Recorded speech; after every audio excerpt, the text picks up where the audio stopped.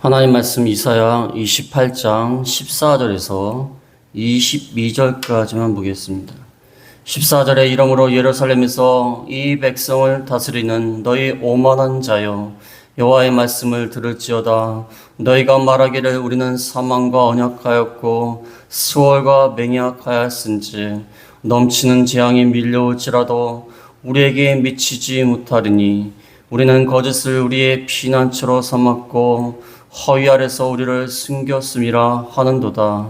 그러므로 주 여호와께서 이같이 이르시되 보라 내가 한 돌을 시온에 두어 기초를 삼았노니 그 시험한 돌이요 귀하고 견고한 기초돌이라. 그것을 믿는 이는 다급하게 되지 아니하리로다. 나는 정의를 질량줄로 삼고 공의를 저울줄로 삼으니 우박이 거짓의 피난처를 소탕하며 물이 그 숨는 곳에 넘칠 것인즉 너희가 사망과 더불어 세운 언약이 패하며 스월과 더불어 맺은 맹약이 서지 못하여 넘치는 재앙이 밀려올 때 너희가 그것에게 밟힘을 당할 것이라. 그것이 지나갈 때마다 너희를 잡을 것이니 아침마다 지나가며 주야로 지나가리니 소식을 깨닫는 것이 오직 두려움이라. 심상이 짧아서 능히 몸을 펴지 못하며 이불이 좁아서 능히 몸을 싸지 못함 같으리라 하셨느니라. 대저 여호와께서 불하신 산에서 같이 일어나시며 기본 골짜기에서 같이 진노하사 자기의 일을 행하시리니 그의 일이 비상할 것이며 자기의 사역을 이루시리니 그의 사역이 기이할 것임이니라. 그러므로 너희는 오만한 자가 되지 말라. 너희 결박이 단단해질까 하노라. 대저 온 땅을 멸망시키러 작정하신 것을 내가 만군의 주 여호와께로부터 들었느니라. 아멘. 오늘은 36조 공과책 36조 시온의 모퉁이 돌과 하나님의 공의. 시온의 모퉁이 돌과 하나님의 공의에 대해서 나와 있습니다. 28장 14절에서 29절까지인데 오늘은 22절까지 하겠습니다. 지난 시간에 28장 1절에 에브라임의 술 취하고 교만한 멸관에게 화가 있다고 했습니다. 에브라임은 북쪽 이스라엘을 말합니다. 북쪽 이스라엘의 술 취한 자들, 교만한 자들, 그들이 하나님 앞에 다 심판을 받을 것이다. 그 7절에 보면 7절에 제사장과 선지자도 독주와 포도주로 말미암아 그들의 감당해야 될 의무를 감당하지 못하고 취하여서 하나님 앞에서 자신의 일을 잘 감당하지 못하는 지도자들, 북이스라엘의 지도자들 술 취하고 교만하다가 하나님 앞에 망할 수밖에 없다. 북이스라엘 백성들은 하나님의 말씀을 우습게 알고 하나님의 말씀이 너무나 단순하고 유치하다. 그렇게 멸시를 하다가 그 말씀으로 인하여 심판을 당하게 될 것이다. 북쪽 이스라엘이 이렇게 하나님의 말씀을 무시하고 교만하고 술 취하다가 심판을 당했는데 오늘 14절부터 말씀은 이제 남쪽 유다의 지도자들도 똑같은 죄로 인하여서 교만하다가 하나님을 의지하지 않고 애굽을 의지하고 세상을 의지하고 나가다가 멸망당할 수밖에 없는 그것을 볼 수가 있습니다. 오로지 우리가 의지할 것은 시온의 모퉁이돌 대신 하나님, 그리스도 이분만 의지하여야 된다. 하나님으로 그리스도로 우리의 피난처와 우리의 안식처로 삼아야 될 것을 말씀하고 있는 것입니다. 그래서 유다 지도자들에 대해서 말을 합니다. 이들은 거짓과 허위를 의지하고 있습니다. 14절에 오면 14절에 이러므로 예루살렘에서 이 백성을 다스리는 너희 오만한 자여 여호와의 말씀을 들을지어다. 이제 예루살렘, 에브라임이 아니라 이제 예루살렘, 남쪽 유다의 수도 예루살렘, 남쪽 유다 백성들, 특별히 다스리는 자들, 지도자들이요, 지도자라는 사람들이 하나님을 의지하지 않고 오만한 사람이 되었습니다. 오만하다는 것은 하나님의 말씀을 조롱하고 비웃는 자들. 하나님 말씀을 비웃고 조롱하는 자들, 그들 마음 가운데는 자만심이 있기 때문에 하나님 말씀을 비웃습니다.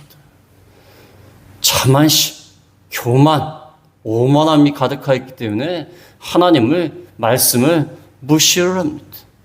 지도자들이 이럴 정도면 백성들은 오죽하겠습니까?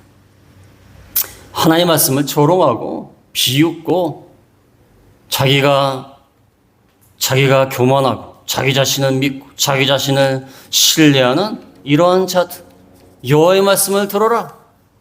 하나님을 의지하고 하나님 말씀을 가치 있게 생각해야 되는데 하나님 말씀을 우습게 생각합니다.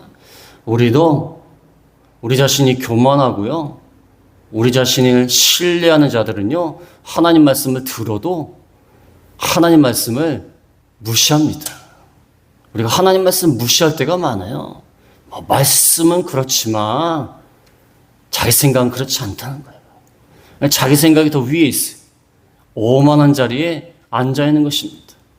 겸손해서 하나님 말씀을 인정하고 나가야 되는데 그렇지 못한 자들, 그 지도자들에게 하나님이 이렇게 여호와의 말씀을 들으라고 하는 것입니다.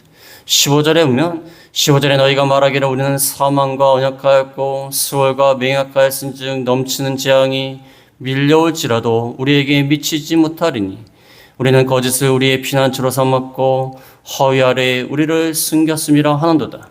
그 교만한 자들이 뭐라고 얘기하냐면 자기 자신들은 사망과 언약했고 수월은 음부란 말입니다.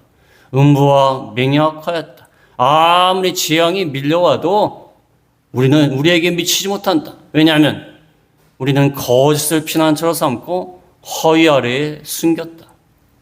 이 사람들이 진짜 이렇게 얘기했겠습니까? 우리가 사망과 음부와 맹약해서 우리의 피난처는 거짓이고 우리는 허위 아래 숨은 거야. 그렇게 얘기했겠습니까? 이사야가 조롱을 하는 것입니다. 조롱. 유다의 지도자들이요, 아수르가 지금 막 쳐들어오니까 하나님을 의지하지 않고 애굽을 의지해. 애굽. 근데 이사야가 보기에는 애굽을 의지하고 애굽과 맹약한 것은 사망과 수월과 맹약한 것 같다. 그들과 애굽과 약속을 맺는 것은 사망하고 약속을 맺는 것이다.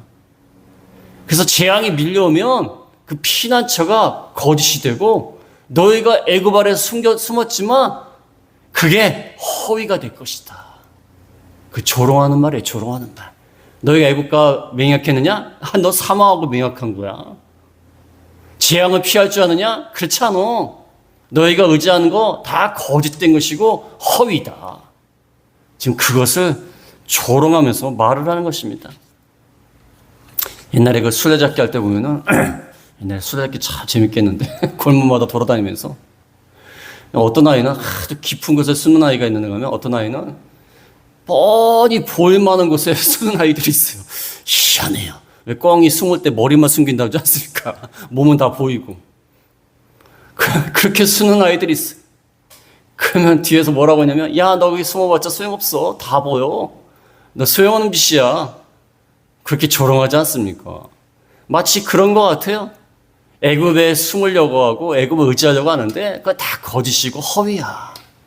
그래봤자 어차피 사망이야. 그러면서 그들이 그렇게 얘기를 했다는 거예요. 조롱하는 말이에요. 우리가 하나님을 떠나서 어떠한 것을 의지하여도 그것은 다 거짓이고 망상이고 허상입니다. 하나님을 떠나서 의지하는 것은요, 다 죽음으로 가는 것입니다. 세상에 의지할 만한 모든 것들은 다 허상. 망상이고 허상이고 허입니다. 거짓이에요. 세상 것이 그렇듯하게 보이죠. 의지하면 괜찮을 것 같죠. 근데 다 사망으로 가는 것입니다. 하나님을 버리고 오만해져가지고 나는 내가 믿는 구석이 있어. 세상에 뭔가 믿는 구석을 하나 만들어놔요. 그래서 그게 든든할 것처럼 생각하지만 넘치는 재앙 앞에서 결코 하나님의 심판을 피할 수 없습니다. 우리가 의지하는 모든 것들, 하나님보다 더 의지하고 더 신뢰하는 것들 다 거짓되고 허위다. 옛날에 어떤 분이 신앙생활 하시다가 간증하신 분 간증하시는 거 제 앞에서 말씀을 하시는데 자기는 돈이 그렇게 좋았대. 돈 있으면 다 될 줄 알았대. 물론 돈 있으면 많은 것을 할 수가 있어요. 그래서 하나님을 의지하지 않고 하나님을 떠나서 신앙생활도 제대로 하지 않고 돈을 벌기 위해서 막 목숨을 걸면서 돈을 벌었대. 근데 나중에 돈 때문에 다 망했대. 돈 때문에 가정도 깨지고 돈 때문에 친구 사이도 깨지고 그렇게 돈을 의지했는데 자기가 정말 의지하고자 할 때에는 돈이 다 떠나갔대요. 이 말씀처럼 되는 겁니다. 사망과 수월과 언약하였고 거짓과 허위 아래 숨겼습니다. 우리가 하나님을 떠나서 하나님보다 더 의지하는 것들 다 쓸데없는 것입니다. 허위. 그럴듯하게 보여요. 그럴듯하게. 그래서 제가 생각하면요. 세상에서 제일 큰 사기꾼은요. 마귀예요. 마귀가 제일 큰 사기꾼이에요. 우리에게 그럴듯한 것을 보여주면서 야 이걸 의지하면 대단해. 여기 아래 숨어. 이거 피난처. 근데 막상 가보면 아무것도 없어. 옛날 사기꾼들이 그러지 않습니까? 이 사업을 투자를 하면 매달 몇백만 원씩 들어오고 난리를 치면서 말하지 않습니까? 노후가 보장되고 그래갖고 막 투자를 했더니 보장은 무슨 보장이에요? 빚만 갖게 생겼는데. 최고의 사기꾼이요 마귀예요. 마귀는요 하나님을 떠나서 세상과 물질과 권세를 더 의지하게끔 만듭니다. 그게 더 좋다고. 근데 막상 가보면 아무것도 없어요. 마귀가 올무를 딱 쳐놓고서 기다리고 있다가 야, 잘 들어왔다. 보이시피싱에 딱 걸린 겁니다. 이번에 캐나다에 계신 잠백조 목사님 강의하시는데 메일을 갖다 보냈어요. 이메일로 보냈는데 잠백조 목사님이 우리 석진대 목사님한테 연락을 했대요. 내가 보이스피싱에 걸린 것 같다고. 그래서 석진태 목사님이 나한테 연락을 했어요. 보이스피싱에 걸리신 것 같다고. 이메일 이름이 털보아치로 나왔대. 털보아치가 누구냐. 그래서 제가 털보아치입니다. 그래서 그 목사님은 털보아치가 누군지는 모르니까 보이스피싱에 걸린 줄 알았다는 거예요. 이 세상에 얼마나 이 사기꾼들이 많습니까? 마귀가 제일 큰 사기꾼이 세상 아래 들어와라. 그러나 그것은 거짓이고 허위입니다. 우리가 믿을 것은 그 16절에 보면 16절에 그러므로 주 여호와께서 이같이 이르시되 보라 내가 한도를 시온에 두어 기초를 삼았느니 그 시험한 돌이요 귀하고 견고한 기초돌이라 그것을 믿는 이는 다급하게 되지 아니하리로다. 우리가 믿을 것은 하나님이 한 돌을 시온에 두어서 기초돌로 삼았습니다.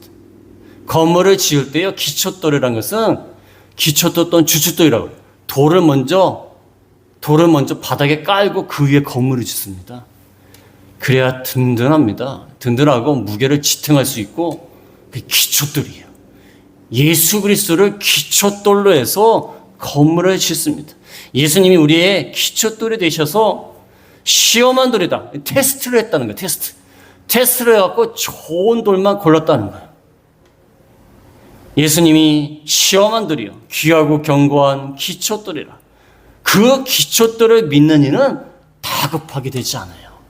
초조하거나 조급하거나 불안하지 않습니다.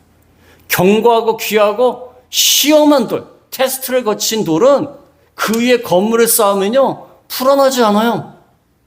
그런데 돌을 갖다가 제대로 기초돌을 막 형편없는 것으로 하면요 건물을 그 위에 쌓으면 불안해요. 언제 무너질지.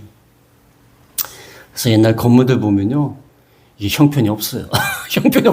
집안이 온전하지 못합니다. 옛날에 강남이 그 쓰레기 더미 위에서 건물을 지은 거 아닙니까? 그래서 요즘 강남이 비만 오면 이렇게 재난이 일어나는 겁니다. 기초가 튼튼하지 않은 거예요. 갑자기 개발을 하는 바람에 이 강북은 역사가 좀 오래됐습니다. 옛날부터 역사가 오래돼갖고 집안이 튼튼해요. 근데 강남은 원래 그 옛날엔 개발 전혀 안 된 곳이지 않습니까? 근데 난개발을 계속 하니까 기초가 흔들흔들하는 거예요. 싱크홀도 막 생기고 그러지 않습니까? 예수님은 견고한 돌, 귀한 돌, 그 기초돌 위에 세워지기 때문에 주를 믿는 자는 다급하게 되지 않습니다. 불안하지 않아요. 기초가 튼튼하니까. 사망과 수월과 언약하지 마라. 애굽을 의지하지 마라. 견고한 돌이 되시는 예수 그리스도를 의지해라. 안정된 그 건물, 그게 우리에게 진짜 피난처가 되고 의지할 만한 곳이 된다는 것입니다. 그래서 베드로전서 2장 6절에도 인용하였습니다. 베드로전서 2장 6절에 성경에 기록되었으되 보라 내가 택한 보배로운 모퉁이 돌을 시온에 두노니 그를 믿는 자는 부끄러움을 당하지 아니하리라. 여기는 모퉁이 돌에서 모퉁이 돌. 여기 이사야 말씀은 기초돌, 여기는 모퉁이 돌. 모퉁이 돌을 두노니. 성경에 보니까 예수님이요 기초돌도 되고요 모퉁이 돌도 되고요 머릿돌도 돼요. 그래서 제가 찾아봤어요. 너무 복잡해서 무슨 돌이 이렇게 많냐. 기초돌은요 건물을 짓기 시작할 때 이렇게 바닥에 까는 돌이래요. 기초돌, 주춧돌. 그 다음에 모퉁이 돌은요 방향과 방향을 잡는 거예요. 방향. 그 두 벽이 만나는 곳에 모퉁이 돌을 놔갖고 이제부터 이 방향으로 나간다는 기준점을 잡는 거예요. 기준점. 그 예수님이 되신다는 거예요. 예수님. 그 다음에 머릿돌은 건물 다 짓고 마지막에 두는 돌이래요. 그 예수님은 건물의 시작과 과정과 완성이 되신다는 거예요. 설명이 딱 됐어요. 요즘 AI가 있어갖고 참 좋아요. 한 방에 다 찾아줘요. 다 찾아줘요. 예수님은 구원의 기초가 되시고 그 다음에 모퉁이 돌이 되셔서 우리의 구원을 이루어 나가게 해주시고 마침내 구원을 완성해 주시는 기초돌과 모퉁이 돌과 머릿돌이 되시는 거예요. 그래서 주를 믿는 자, 그를 믿는 자는 다급하게 되지 않고 부끄러움을 당하지 않을 것이다. 세상을 따라가는 자는 부끄러움을 당하고 불안하고 낙심할 수밖에 없어요. 그러나 주를 믿는 자는 불안하지 않습니다. 주님 안에 확실한 구원이 있기 때문에. 그래서 예수 그리스도가 모퉁이돌과 기초돌과 머릿돌이 되신다는 거예요. 건물을 지을 때 보니까요. 벽돌을 쌓는 분들이요. 처음에 벽돌을 놓을 때요. 가장 시간이 많이 걸려요. 지금 뭐 하나 있어요. 벽돌 하나 놓고서 한참 걸려요. 그거 하나 놓고. 저 사람이 일하기 싫어하고 땡땡이를 지나게 생각했는데 벽돌 하나 놓는 게 제일 중요하대요. 수평과 수직이 딱 맞아야 된대요. 왜냐하면 거기에 맞춰서 쌓기 때문에. 그게 잘못되면 다 잘못되는 거예요. 그게 그래서 중요하구나. 예수 그리스도를 믿음으로 그를 의지함으로 우리가 구원을 이루어 나가는 것입니다. 그를 믿음으로 우리 신앙생활을 하는 거예요. 그를 믿지 않고 다른 것을 의지하면요 수평과 수직이 안 맞아갖고 건물이 이상해져요. 옛날 건물들이 이상한 건물 많습니다. 뭐 이렇게 된 건물, 이렇게 된 건물, 별 건물 다 있어요. 이렇게 된 건물, 별 건물이 다 있어요. 이게 수평과 수직이 안 맞아갖고 저희 교회도요 수평과 수직이 안 맞습니다. 수평과 수직이 안 맞아갖고 곤란할 때가 많아요. 수평과 수직을 어떻게 맞추냐면 공사하시는 분들이 구슬을 갖다가 딱 놓으면요 한쪽으로 굴러가면 그건 안 맞은 거예요. 그건 안 맞은 거예요. 굴러가면 안 된대요. 이게 정확히 있어야지. 물을 뿌렸는데 한쪽 방향으로 간다 그러면은 그건 수평과 수직이 안 맞는 거라는 거예요. 이 수평과 수직이 잘 맞아야 돼요. 예수 그리스도를 중심으로 우리가 구원을 이뤄나가고 신앙생활을 하는 거예요. 그를 믿음으로 우리의 영이 성장하는 겁니다. 다른 것을 의지하면 안 돼. 그래서 17절 말씀에 보면은 17절에 나는 정의를 측량대로 삼고 공의를 저울추로 삼으니 우박이 거짓의 피난처를 소탕하며 물이 그 숨는 곳에 넘칠 것이지. 하나님이 지으신 건물은 예수 그리스도를 중심으로 해갖고 정의와 공의로 측량줄과 저울추로 삼는 거예요. 수평과 수직을 딱 맞추는 거예요. 하나님의 정의와 공의로 딱 맞춰서 건물을 지으시기 때문에 든든합니다. 안정성이 있고 불안하지 않고 확실합니다. 하나님의 정의와 공의로 하나님의 나라를 건설하시는 거예요. 그래서 심판하실 때에도 정의와 공의로 심판하시는 거예요. 하나님의 나라는 정의와 공의가 수평과 수직이 탁 맞는 나라예요. 틀림없습니다. 근데 세상은 거짓이고 허위입니다. 그래서 우박이 나와가지고 그 거짓의 피난처를 소탕하고 물이 솟는 곳에 넘칩니다.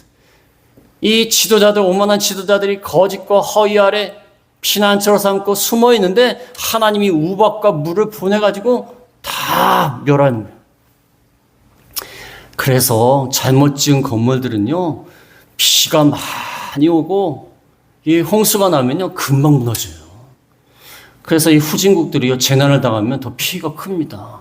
일본은요 지진이 그렇게 많이 일어나는데 큰 피해가 별로 없어요. 그 후진국에서 일어났으면요 엄청난 피해가 일어납니다.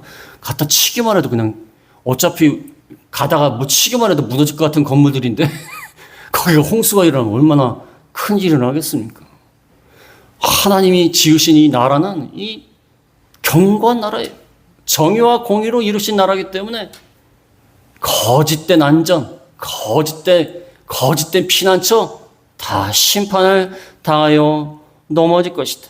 그래서 18절에 보면 18절에 너희가 사망과 더불어 세운 언약이 피하며 스월과 더불어 맺은 맹약이 서지 못하여 넘치는 재앙이 밀려올 때에 너희가 그것에 밟힘을 당할 것이라. 아까 사망과 언약을 맺고 스월과 맹약을 맺는다고 하지 않았습니까? 애굽을 통하여 애굽과 동맹해서 사망으로 음부로 나아갑니다. 넘치는 재앙이 밀려올 때에 밟힐 것이다. 애국과 언약을 맺고 맹약을 맺었지만 아수르가 쳐들어올 때에 애굽은 아무 도움이 되지 못해요. 재앙이 넘쳐올 때에 밟힘을 당할 수밖에 없게 된다. 아수르가 쳐들어오면요 하나님을 의지해야죠. 왜 애굽을 의지합니까? 그러니까 사망과 음부로 나아가는 것입니다. 넘치는 재앙을 막을 수가 없어요. 시온의 모퉁이 돌 대신은 그리스도를 의지해야 되는데 하나님을 의지하지 않다가 다 재앙을 받을 수밖에 없다는 것입니다. 시온의 모퉁이 돌을 의지해라. 기초돌을 의지해라. 주님만 의지해라. 주님만 의지하고 나가야 되는데 다른 것을 의지하다가 사망과 멸망으로 나갈 수밖에 없다는 것입니다. 그래서 하나님을 믿지 않는 분들 보면은 하나님을 믿지 않으니까 자꾸 뭔가를 의지하고 싶은 거예요. 뭔가를 의지하고 싶으니까 어떤 사람은 자식한테 목을 맵니다. 자식이 우상이에요. 자식이 우상. 쫙 대대표. 자식뿐이 없다. 핏줄 뿐이 없어. 옛날에 어르신들 핏줄 뿐이 없어. 다 남이야. 핏줄 뿐이 없어. 핏줄을 그렇게 의지. 근데 그렇게 핏줄을 의지하다가요 배신당해요. 인간이라는 게 그렇게 의지할 만한 존재가 못 돼요. 물론 어느 정도 의지할 수 있죠. 자녀를 의지할 수 있습니다. 자녀를 어느 정도 의지하는 게 뭐 잘못된 건 아니에요. 어느 정도 기대할 수 있고 의지할 수 있습니다. 그러나 하나님을 믿지 않으니까 너무 자녀만 의지하는. 어떤 사람은 돈만 의지하는 돈만. 어떤 사람은 또 친구.